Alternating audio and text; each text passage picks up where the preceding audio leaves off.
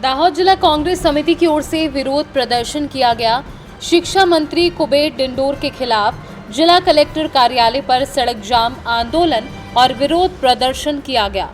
NEET परीक्षा घोटाले का कांग्रेस समिति ने विरोध किया है। बता दें कि कांग्रेस समिति द्वारा कुबेर डिंडोर का पुतला जलाने का प्रयास किया गया है। भाजप सरकार हाय हाय, भाजप सरकार हाय हाय, भाजप सरकार हाय हाय।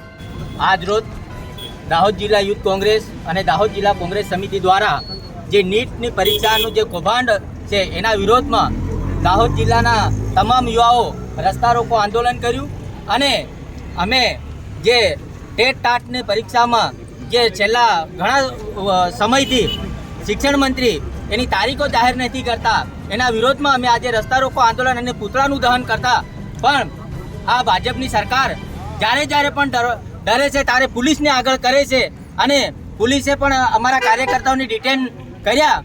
એટલે આજરોજ અમે તમામ દાહોદ જિલ્લાના કોંગ્રેસ પક્ષના કાર્યકર્તાઓએ રસ્તા રોકો આંદોલન કરી અને આ તાનાશાહી ભાજપ સરકારના વિરોધમાં અમે આંદોલન આવનાર સમયમાં પણ કરીશું અને જો આ સરકાર વારંવાર અમને પોલીસને આગળ કરી અને અટકાયત કરવાની કોશિશ કરશે તો આવનાર સમયમાં અમે જેલ ભરવાનું આંદોલન પણ કરીશું।